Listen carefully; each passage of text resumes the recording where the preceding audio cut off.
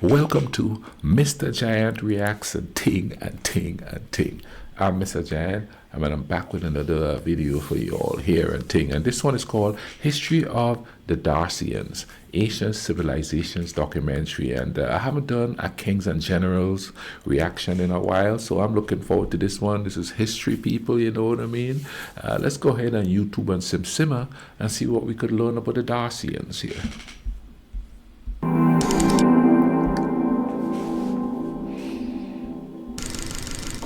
The region of the northeastern Balkans is lush with emerald forests, tattooed with sapphire rivers, and blessed with underground veins of precious metals.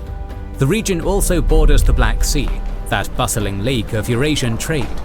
Given its ecology and location, it should come as no surprise that this region has been home to many rich civilizations, often neglected in the pages of world history.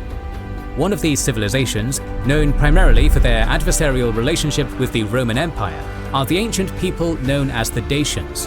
Inhabiting the region that today consists of parts of Romania, Moldova, Hungary and Ukraine, the Dacians have had many incarnations. From tribal settlements to mighty kingdoms to a Roman province, Dacia and its people have a history that deserves to be told. Who are the Dacians and what is their story? What tribes composed them? What were their customs, and what gods did they worship? Welcome to our video on the history of the Dacians, their culture, and their rise to a mighty kingdom that opposed Rome. This week, our YouTube members and patrons will be watching the next installment in our series on the Second Punic War, as we cover the Battle of Trebia, the first direct engagement of the war between the Romans and the Carthaginians. The support of our YouTube members and patrons allows us to continue releasing these free videos without worrying about the unstable YouTube ad revenue and lets us be more choosy in terms of our sponsors. You can join their ranks via the links in the description and get access to 2 weekly exclusive videos and more than 150 right now, including the series on the Pacific War, Fall of Sparta, First Punic War, Italian Reunification Wars, Albigensian Crusade, History of Prussia, Biography of Sulla, Reconquista, World War II North African Campaign, Persian Wars, and much more. Thanks for your kind support. The region of Dacia usually describes the geographic location of modern-day Romania, as well as parts of Moldova, Hungary, Bulgaria, and Serbia. The region includes mountainous areas like Transylvania, as well as the region of Histria on the coast. This means that the peoples who lived within this economically and geographically diverse area were culturally diverse and often divided into varied tribal groups. This makes it difficult to talk about the Dacians as a monolithic people group. Dacian was an exonym used by the Romans, and thus may have included a variety of ethnic groups. The Greeks also used the name Getae to describe the peoples north of the Black Sea, which further complicates the picture of continuity in the region. To add another layer of complexity to this ethnic enigma, there is also an unresolved scholarly debate on whether the Dacians were related to the neighbouring Thracians. Their idea of their supposed relation comes from descriptions by the ancient Greek historian Herodotus, who claimed they were kindred peoples, but also noted. Okay, I had done a video on Dacians, and somebody came up and talked about the Thracians, and I do believe I have another video to watch on the actual Thracians and stuff like that. But like he said, there's a sort of controversy going on of which is which and who derived from who and stuff like that. And of course, too, the confusion could be because of those who wrote the history or where they're getting the information from, because did he say the Greek and even or the Romans too? They would come there and say, hey, this is a certain group of people, or they encounter a certain group of people, and the first group of people that they encounter, they name everybody in the place, that group of people, not paying attention to the fact that there's different tribes there and everything. So and then they wrote about the places, and that's the text we are using to learn about these places. So then everything is all mixed up, you know what I mean? I'm not saying that's how it is in this case, that's what it's looking like, but that goes to show you have to, man, you know, they teach history in school and stuff, and we take it as verbatim. You know, this is how it was. but when you're young and they teach you this stuff, you don't think, well, human error is involved, or human understanding of a culture, of a people is involved. So whoever is writing it is writing it from what they encounter.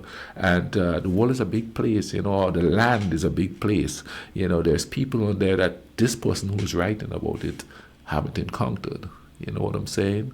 Like, I live in America, but I haven't encountered very many people just from Seattle. And even in the States here, there's different cultures that for different states, different little nuances in the culture in those different states, you know what I mean? So then, I might not know much about Seattle. I know a lot about West Virginia, Kentucky, and Ohio because that's where I live. You see what I'm saying, So if I was to write about it, I'm more than likely going to start writing. No, maybe not so much so because I understand the differentiation, but I will write about it more so from a West Virginian point, you know what I mean? But then if I walk over to Ohio, they look at a certain thing differently than West Virginians do. You see what I'm saying here? Now, right across the border in Ohio or right across the border in Kentucky, they might be the same, but if you go further out into Ohio or Kentucky, it could be different. But they speak of the same thing, you know what I'm saying? Let's keep going. Is that they were rather different. The language they spoke, known as Dacian, seems to belong to a now extinct branch of the Indo-European language family. Being a geographically and culturally diverse spectrum of peoples, the Dacians may have spoken many dialects or even many separate languages. However, due to a scarcity of historical evidence, we cannot know this for sure. The origins of the Dacian people are shrouded in mystery. The Dacians, like their Thracian neighbours, could have already been present in their homeland as early as the Bronze Age, though our only source of information is archaeological studies. Their trajectory into the region is also complicated to pinpoint. They may have come from southern Ukraine and Russia, or alternatively from Anatolia. By the dawn of the Iron Age, around the 8th to 7th centuries BCE, the people who would become the Dacians lived across the region in small settlements. Around the same time, the first Greek colonies of the Archaic period appeared on the coasts of modern-day Romania, Bulgaria, and Ukraine, engaging with the native populations both culturally and economically. These early interactions between Greeks and Proto-Dacians are apparent in some of the art in the region, where Hellenic influences appear in indigenous Dacian drinking vessels. It appears as if Dacian tribal elites along the coast adopted elements of Hellenic culture during this time, while the Dacians further in the hinterlands were less affected by Greek influence. Other cultures that may have influenced the Proto-Dacians were the nearby nomadic Iranic Sarmatians, a cousin people of the Scythians. Early Dacian settlements were usually placed near rivers and on hills. These hill settlements were sometimes dominated by forts, which may have served as the seat of a local warrior elite. During this time, the Dacians were likely politically organized into collections of tribal confederacies of various sizes and unclear political structures. Throughout the era of classical antiquity, the Greeks continued to trade with the locals in the hinterland, while the Persian Empire under Darius I passed through the region when they attempted to conduct a campaign in Scythia. According to Herodotus, the Persian King of Kings subdued the Getae to his rule. The presence of the Persians was, however, short-lived, and the Iron Age ancestors of the Dacians were present in the region with relative freedom from imperial encroachment during the Iron Age. Occasionally, some Scythian tribes made incursions into the region from the northeast, and brought their cultural influences with them, as we will see later. The next major mention of the Dacians in the historical record, then under the name of the Getae, occurred when Alexander the Great appeared in the region and attacked them in 335 BCE, succeeding in subduing them briefly. However, much like the Persians, Macedonian dominance in the region would prove very short-lived. The Getae are mentioned once more in discussions of the Wars of the Diadochi, the conflicts fought between Alexander's generals after his death. Lysimachos, the Diadochos who captured Thrace to the south, was in constant conflict with northern tribes like the Getae, and was even captured by them at one point. He was released after a ransom was paid, but the fact he was captured at all speaks to the military prowess of the Dacian people. The fact that the Dacians were able to achieve such decisive military success against the military titans of the Hellenic world suggested that by that point in time they had somewhat politically centralized, likely around military chieftains, as evidenced by local military tombs. However, the Greeks were not the only enemies the Dacians would have to contend with during this era, for warlike Celtic tribes were descending down from northern Europe and into the Balkans. The various Dacian tribes and the migrating Celts must have fought various battles, but we know very little of them. Intriguingly, archaeologists studying the region have seen a clear shift towards more Celtic artifacts in the archaeological record throughout the 4th to 2nd centuries BCE. The military elites who captured Lysimachos must have become even stronger with the glory and resources they gained fighting off the Celts. However, the presence of artifacts in the archaeological record, which blend the material culture of both Celts and Dacians, indicates that the relationship between these two peoples was not just one of constant war. The Celts who stayed in Dacia probably assimilated into the local culture, or kept moving south, while new Celtic tribes continued to move into the region from the north. The incursions of the Celts continued. See, immigration has always been there. It's always been there. Tribes have come in, and the dominant tribe have taken over, and the other tribe became extinct. Some tribes have been mixed in and still keep the heritage and culture going, the traditions and stuff going. And some of the traditions have combined to form like a singular understanding, or a singular culture, should put it in there. You know what I'm saying? So immigration, and that's immigration. That's immigration right there. You know, so that's just the way history rolls. You cannot stop that from happening. You know, so many people struggle to stop it from happening, but you may abate for a while, but you know, after we are long gone, who knows who's going to be living where we are. See, and back then, a lot of this, it would come in and there'd be wars and to take over, but now there's no wars. It's just people coming in and, you know, wherever you are. And even in Grenada, there's so much of an influx of other people starting to move there. What is the population going to look like in years to come? I'll give you an example. The island right next to mine is called Trinidad. It was like a good 80 to 86% of African origin, but now it's more like 50-50 because the East Indians have moved there. So the culture now is a marriage of African and Indian.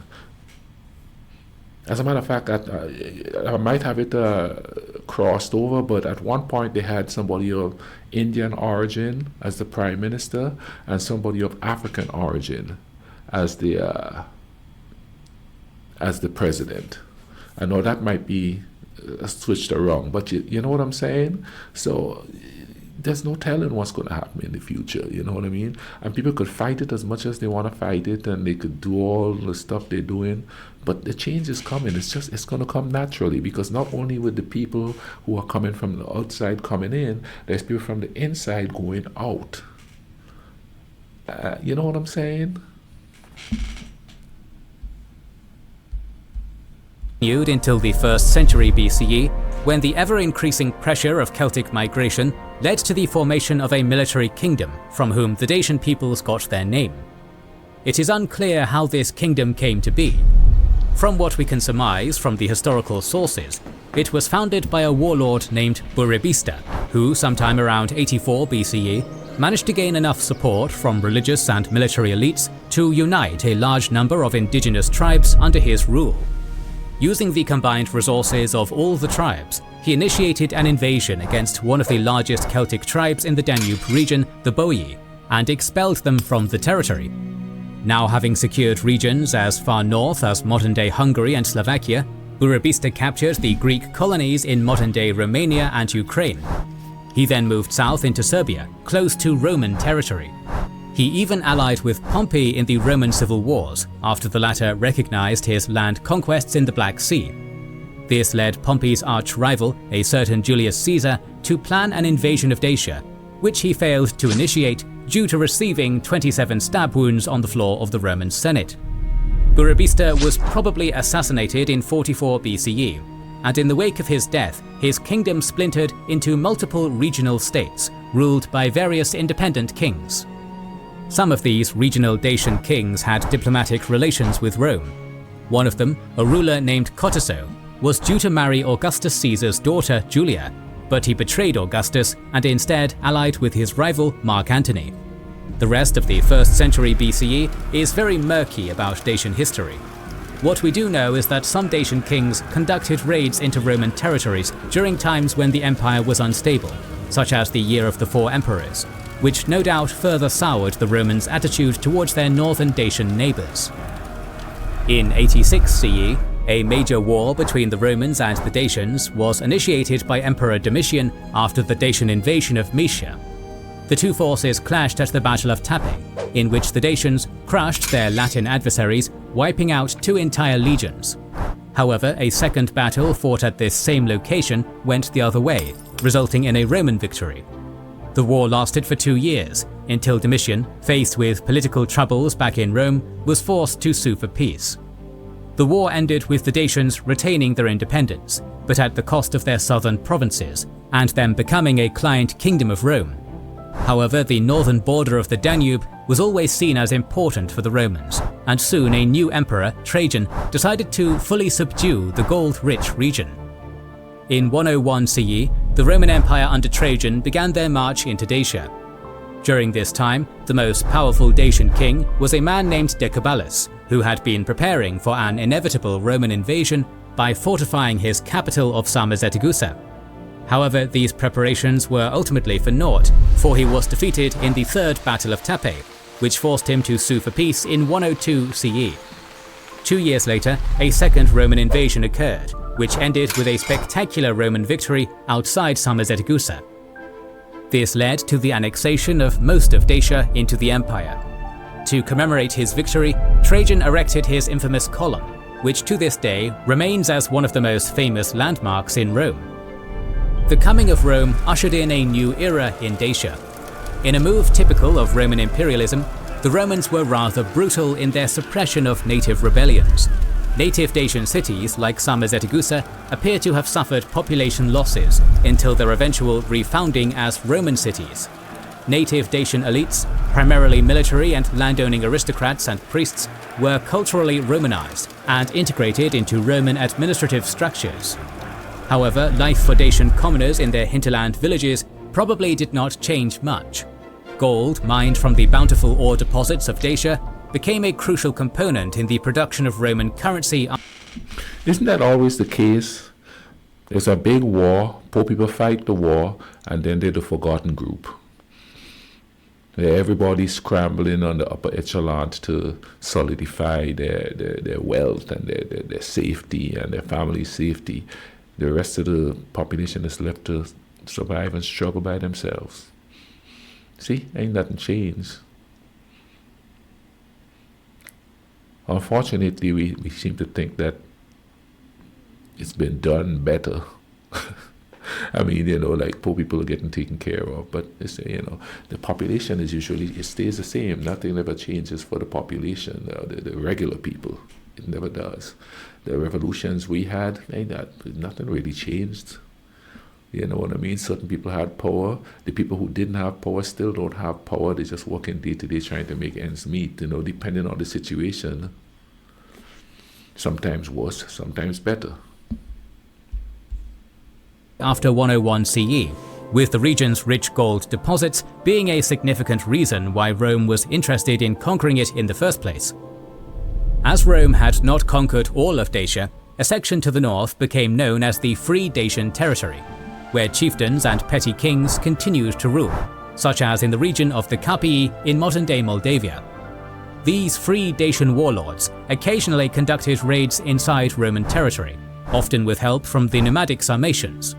The continuous raids of nomads boiled over into the Marcomannic Wars in 166 to 180 CE, when Sarmatian and Germanic tribes fought with Rome under Marcus Aurelius, who wished to expand into Sarmatia alongside the shores of the Danube, with a resulting status quo ante bellum. Following this, the Romans increased their investment into Dacia. With the province of Dacia Romana, the Romans began their typical work of Romanization. As the region was on the frontier, it was heavily garrisoned by many legions. Eventually, the bases set up by these legions slowly became cities. Eventually, the previous settlement hierarchy of the Dacians, which had tower settlements as an intermediary between large cities and villages, was replaced by these military towns. This military-industrial complex proved to be a consistent source of customers for the local craftspeople, who entrenched themselves in the region. Fortresses, like the one in Kosteshchi Bladaru, often included large towers situated near them, and also had temples near them. In general, Romanization in Dacia was extensive, and succeeded in mixing the local and Roman cultures into a new hybrid whole.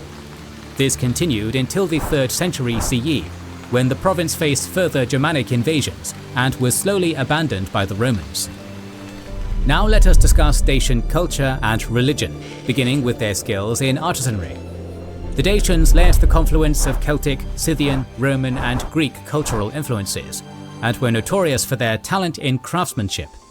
Of particular note was their goldsmithing, which was known for its incredible elegance in accessories like bracelets. Made of very high grade and pure gold, Dacian accessories were known to boast evocative designs featuring dragons, wolves, and other naturalistic themes. This is in stark contrast to Roman and Greek sources, who in typical fashion saw the Dacians as uneducated bonobos. In fact, the Dacians also had quite a craft in bronze smithing, and also were good at the construction of ceramics. The Dacians were also influenced by Sarmatian culture, as we can find the Sarmatian horse motif and Sarmatian mirrors appearing a lot in their art. In addition to this, there are also Roman influences in the bronze artifacts found in Dacia upon their conquest by the Romans, showing the penetration of Roman culture into the region. The architecture of the Dacians was also quite elaborate, particularly their tower houses. Dacian warfare is a large and complex topic, but of note are the falchies, their curved swords. Shaped a bit like scimitars, the falchies were used by Dacian infantry rather effectively, and were particularly effective on the battlefield against the Romans. Dacian religion is an intriguing topic in and of itself. Herodotus claimed that the Getae, another name used for the local peoples, believed themselves to be immortal, as well as being the noblest and most just of all the Thracian tribes. This immortality was interpreted as a sort of migration to another country by the human soul, but this is very cryptic. One of the strongest arguments for some sort of ethnic ties between the Thracian and Dacian peoples is their similar pantheons. Selmoxis, a god we have discussed in our video on the Thracians, appears to have been important to the Dacians as well, and was worshipped in sanctuaries. Other common deities revered by the Dacians included Sebulsudos, a rain deity, and Bendis, a mysterious female deity. These divinities appear to have been worshipped in sanctuary complexes, with a caste of high priests seeming to have been the primary conduit of communication between the general population and the gods. As previously mentioned, the Dacians may have taken their name from a wolf-like deity, but it is difficult to confirm. With the coming of Rome, Dacian religion became highly Romanized, with Roman gods such as Bacchus, Jupiter, and the Dioscuri becoming prominent. However, Greco-Roman gods likely had a presence in Dacia long before the Roman conquest, as the Dacians had been interacting with Greek colonies on the Black Sea coast since the Archaic period. Let us now step back into the flow of time and cover the final centuries of Roman rule over Dacia, which was a tumultuous era. This was a time of great migrations that put enormous pressure on the frontiers of the Roman Empire, including upon Dacia, the northern parts of which were subject to ever-increasing pressure of migration from Germanic tribes. Eventually, the situation deteriorated to the point where Rome withdrew from parts of modern-day Romania. The constant raids by Sarmatians and Germans into the region eventually made it too expensive for Rome to remain. Eventually, Emperor Aurelian officially abandoned the region in 275 CE. However, despite Rome's withdrawal from the area, Dacia followed the same trend as the empire did in the 2nd century, in that Christianity was introduced to its people. Christianity grew in Dacia in a manner typical of Roman provinces. Some Christians appeared and then built larger communities until the shift towards Christianity under Constantine made it the dominant faith in the region. Even after the Roman withdrawal from the region, the name Dacia continued to be used for Roman provinces in modern-day Bulgaria, such as Dacia Aureliana, Dacia Ripensis, and Dacia Mediterranea. Oh, wow. Meanwhile, the Dacian heartland to the north continued to see Germanic, Hunnic, and later Avar incursions. By the 4th to 5th century CE, the name Dacia was only used regionally, and the local population faded from the historical record. Despite this, the local Dacians and hybrid Dacio-Roman populations likely continued to exist, particularly in the hinterlands. There they intermingled with various waves of newcomers, from Goths to Huns to Avars, and continued living their lives as best they could given the new circumstances. Eventually, the remaining provinces called Dacia would change their name or be conquered by incoming kingdoms like the Avars in the 6th to 7th centuries CE. Thus, the name Dacia faded into nothing but a memory of an age gone by. The Avar and Hunnic raids into the northern Balkans marked a shift in the region's political history. With the end of the two provinces of Dacia Ripensis and Dacia Aureliana, the name of the Dacians appears to fade from history. By that time, centuries of Romanization and Christianization had taken place and profoundly transformed the region and its people. The rest of late antiquity and the early medieval period would see many states take the region and imbue it with their own cultural influences until the appearance of the peoples of Romania, Moldova, and their surrounding regions. However, the legacy of the Dacians continues to shine in the region to this day. Today, the modern citizens of Hungary, Romania, and Moldova all share the lush forests once curated by the ancient Dacians. From their art to their resistance to Roman imperialism to their large tower settlements, the Dacians left their mark on these lands and remain prominent in the social memory of southeastern Europe to this day. More videos on the mysterious Iron Age cultures of Europe are on the way. To make sure you... Wow. They pretty much, they're not extinct, you know, even though their culture was overran by other cultures, which, you know, happens when people start invading and, you know what I mean, when dominant cultures move in. Archaeology keeps them alive, you understand what I'm saying? I think man's thirst to understand his past, or to know what the past is, keeps certain people alive.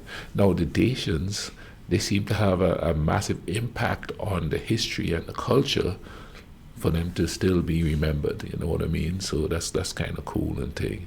It's kind of like on my island where the Iraks and the Carib, the native indigenous people, there's nothing about them on the island anymore, except in history books. I mean, there is nothing. We do have a museum where we have certain artifacts and stuff like that, but nobody really goes there to dig to find anything because there's no real prominent site on the island to go dig. Maybe that's something I might look into once I get back there, you understand what I mean? Figure out where the biggest settlements were and start digging to see if I could find anything, you know? That'd be interesting. Man, I hope you guys enjoyed this. If you do, drop a like on the video. Also, drop a comment. Tell me what you think. You know, add to this here. You know what I mean? Because these things just have, you know, a limited amount of time to tell stories and stuff. Suggest books and stuff one can read about this. You know, these people and stuff like that. You understand what I'm gonna say? Also, share the video. Share the video, and if you ain't subscribed yet, go ahead and subscribe. In the meantime, y'all take care of each other, all right? Cool runnings.